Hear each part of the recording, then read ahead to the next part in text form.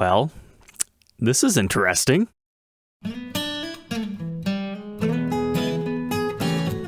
Welcome back, troglodytes, to your daily dose of guitar information, the Trogly's Guitar Show.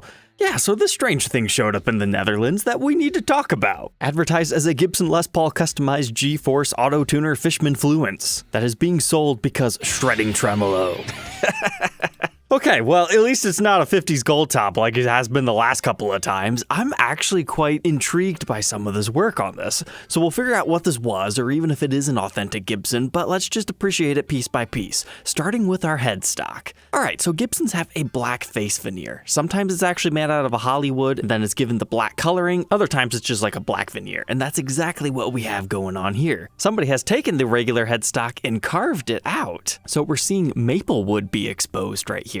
And then they took the sides of the headstock in where it's actually erased the black portion and exposed more of the maple wood.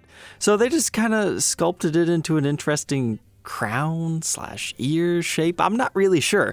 I like what they've done here. I don't like what they did with the headstock up here. Like maybe just a slightly different design would be a little bit more aesthetically pleasing. But the whole carved up feature, I like this because it's like a yin-yang type thing going on. And they already had most of that for the truss rod route. They just had to add a little bit right here and then maybe a little bit additional carving there. This is probably something that would be more appreciated in person. Here it is at another angle where you can kind of see, oh, our Gibson O has been turned into an actual hole. I can appreciate that, right? But so far, just looking at this photo, I'm going to tell you guys it's legit. I mean, the truss rod is the exact style it should be.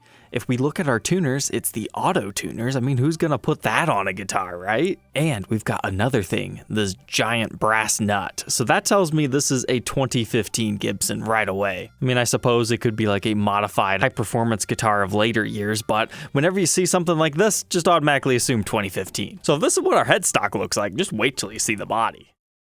It's been Hondoized. At least this is what it kind of reminds me of. The Death Dagger. Okay, so we got a lot to go over here as well. It appears it might have started life as a Les Paul, but yet it's been shaven down a little bit on the sides. The top has been completely sanded through, revealing the mahogany back. That would be cool if Gibson did a model like that. But I'm talking like shave down that fin area and like actually expose the mahogany. Or maybe be exotic and use different woods, like have a zebra wood back and like a flame maple top. Or I suppose we could get ugly with the spalteds because, you know, that's what guitars like these normally do. But that is one modification I do agree with on this. But then we start to get holes around here and it's like completely through the guitar. But these circles are almost so perfect. I wonder if some of these actually just lined up with the natural 9-hole weight relief that whatever this model started life as might have already had some of that. Maybe not all of it, because generally they space it all the way across. But that's certainly one way to give it an interesting design and reduce some weight. And I wonder if this cut right here was intentional or, uh-oh, I accidentally broke the wood on the end. Let's pretend that's intentional. But this whole body shape right here, yeah, it reminds you of a Corvus / Futura from the 80s. You can check out either of these reviews and demos here to find out what I'm talking about. You know, the old crow / can opener guitar thing. So we can tell quite a bit has been shaven off here to give it a new identity. But everything else, I actually really agree with on this side. But then we kind of get a step up right here. They decided to leave the wood thickness alone because we've got all these controls going on. Which, depending on what photo you look at, it's different every time. Like this particular photo has 3 knobs. Notice they're the really tall speed knobs that have the indentations right here, so they're kind of grippers. You first started to see those around 2014. Gibson pretty much just used them up after about a year and a half. So you don't see them too often, but I guess you could say it's a little bit of a throwback to the original gold top speed knobs because those were taller in the earlier years. But then you go to this photo and it's like, okay, now it's set up with a mini split switch with 3 knobs. But then this photo right here has all 4 knobs. So if you buy this guitar, what are you actually going to get? I'm not sure. But then we've got 2 additional holes right here. At first I thought those were just stickers at some of the other angles, but no, it's kind of like what he did over there, but so you could see the electronics, I guess. Maybe he was trying to put like a coil split switch as part of a circuit down here because we've got Fishman Fluence pickups over here. I mean, those are nothing to sneeze at. I mean, some of the cheaper sets are like $260. So all right, we can also see we get some nice maple wood grain right here, the ring formation. And we've got some sort of like an interesting tailpiece. That looks like real brass studs to me. And it almost kind of gives me PRS-like vibes. So I guess that could be a PRS tailpiece that was normally meant to be like a wraparound because they are wrapping it around. I mean, that's just called a top wrap. You don't have to to have a specific one for that to do it, but it seems like maybe that initially was meant to actually be, because usually if you have a ridge right there, that's for intonation. But we've got some sort of a aftermarket bridge on it, and then our pickup rings that they're using appear to be clear. So he did a little bit of a black paint job right here, nice and striking. And then a little bit under here, or we're just seeing the pickup cavity route exposed, probably more likely that. But it was strange, from this angle, I thought those were like black pickup covers. But no, they are pure gold. And here we can really see that they modified that cutaway heavily. I mean, that's where I'm getting the Hondo vibes. I mean, that's kind of pointy for an old Les Paul. But then what do we got going on here? It appears that maybe he went so extreme with the routes, it didn't turn out the way he wanted it to, like it doesn't balance anymore. So perhaps he's clamped this into place so it sits better. I don't know. That could be something else, but it looks like we have some sort of a aftermarket output jack plate on here. But I am surprised with everything he's done to the body, everything he's done to the headstock, and we've only talked about the front so far. He did nothing to the neck? Didn't add any other fancy custom inlays? Didn't scallop it? I mean, that's kind of his style right here. Maybe he will do it later on. Maybe he could have added other fancy inlays like maple ones just to kind of match the exposed maple that he now has on the headstock and whatnot. But now, nothing is going to prepare you for the back of this. Ladies and gentlemen, here it is. Oh, thanks. I hate it. It reminds me of some of those like carved up old guitars that we have talked about in the past, or like the Davey 504 butt bass. But this time it's bulbous in some areas and then kind of concaved in others. It's interesting. So here's the backside of those holes. Honestly, I kind of like that, what they were doing, because it's carved inward. Okay. And then we've got our original control layout in here. He couldn't really mess with that too much, but he did like round out the edges and everything and give it a little bit more of a whoopity woo over here, because obviously the original one didn't have enough room for all these electronics. But then we've got like these 3 random screws right here. I'm not quite sure what those are for, but this isn't like the Basketcase Les Paul special that we learned about in this episode and try to semi-restore. They didn't go too far on the body and start to expose our pickup cavities, so good work on that. However, They've exposed a gap right here in the neck. I'm not sure if that's too good for the guitar, but I'm sure you can fill that in with something, and it just doesn't quite seem finished in that area. As everything else, for the most part, taking everything into consideration, pretty well done, right? This definitely reeks of he hasn't finished the project yet. And this photo shows you that even more, but it also shows you how well everything else was sanded out and finished. But oh my goodness, I didn't even notice there's a slice out of the guitar over there. So your 3-way toggle switch is slightly exposed. Okay, all right. I really like this valley that he created right there. That's cool. And they've just got this whole sloped edge. So now we can get to the backside of the headstock, and I mean, it's about what you would expect. He continued on the carvings back here, and this doesn't look too bad except for the fact that he lost one of our very iconic little nubs over here. I'm shocked he didn't swap out the G-force for some other tuners though, so he could actually sculpt in the headstock and do other weird stuff. And it appears he even has an original 2015 Gibson case, you know, one of these guys, the rectangular ones. But also surprising here is he didn't touch the neck. He was smart enough to leave that alone. We don't have any exposed truss rod stuff here.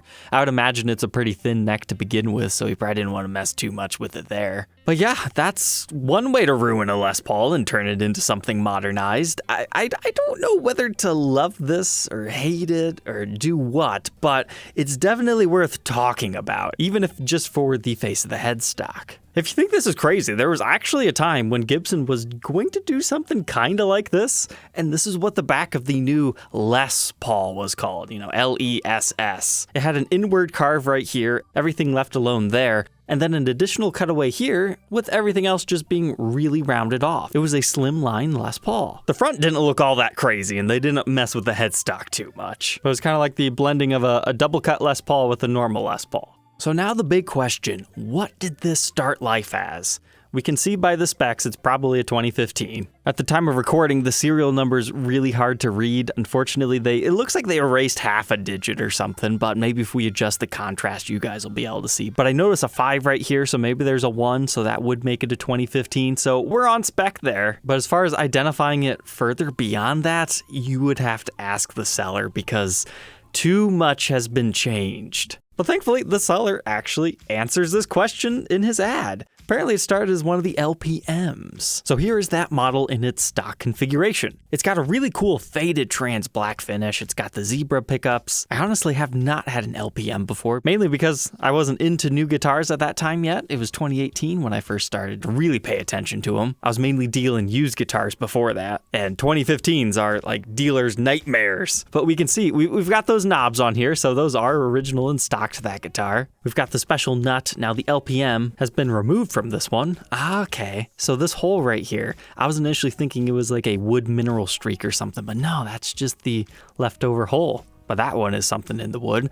But now it makes sense why they went whoosh to this area, because they were trying to get rid of the Les Paul 100 that people just didn't quite care for on the face of their headstock. Moving on to the back, we can see it's mahogany, so that matches the maple top with mahogany back. And then the neck on this one, it is indeed maple, so that matches up spec-wise as well, because not all Les Pauls have a maple neck. Most do not, unless you're in the Norland era or for whatever reason the lower end tributes. So maybe it started life as a different finish, or he refinished the neck himself. That part's still a little bit of a mystery, but it appears he did remove the Les Paul hologram, which if you do that, a lot of times you're gonna end up removing the finish at the same time. Or what we used to see in the demo shop is if you leave that sticker on, if the lacquer ends up moving, or if the sticker starts to shrink, it'll take the finish with it. So those will be interesting to talk about in 50 years. I guess another feature of these guitars is the fact that they have the textured back plates. Now the whole reason they're textured is because they actually have built-in shielding. Now, whether they work or not varies example to example. Sometimes you have to ground off to that to enable everything to work.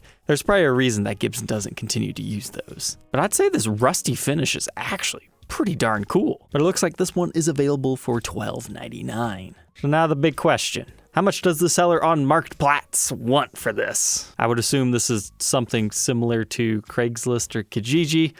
Well, he wants 1,255 euros, which according to Google, we're about neck and neck, so that's the same for US dollars. But hey, let's be fair here. It says price includes one final layer smoothing and glossy paint and finishing touch neck, which I assume is a translation error of he's gonna make this look just as good as everything else. So here's the thing, do I think it's worth that much? The Fishman Fluence pickups, even used, that's like a good solid $200. You've got a messed up Les Paul husk, I mean maybe $200 to $300. Got the case, let's be generous and call it a $250. So even then I'm coming up with $750. I mean we could be nice, add another $100 for the other various electronics and tuners and whatnot. But even then I'm coming up with about $850 and I think that's being generous. So, I mean it's overpriced, but not that crazily if you happen to have fallen in love with exactly what this is. To me, it looks like a very good prototype of doing it again, but doing it differently. Or who knows, maybe we shouldn't knock this until we actually try it, because did you notice this is kind of like an intentional belly carve, but extra deep? I mean, it's tempting to pick this thing up because it's starting to get a lot of steam online. I was first sent this about 4 or 5 days ago, and since then, it's definitely been shared quite a few times. So, seller of this guitar, yeah, it's interesting. I hope you find a buyer for it, or better yet, post a video of it. Live in infamy forever. Because this seller did it and did it right. He told you what it was originally. He gave you all these photos to work with, and that's saying a lot on essentially a Craigslist ad, right? All right, Troglodytes, I hope you enjoyed tonight's zany episode. Don't forget to like, comment, and subscribe, and we will catch you tomorrow on the next one. Take care.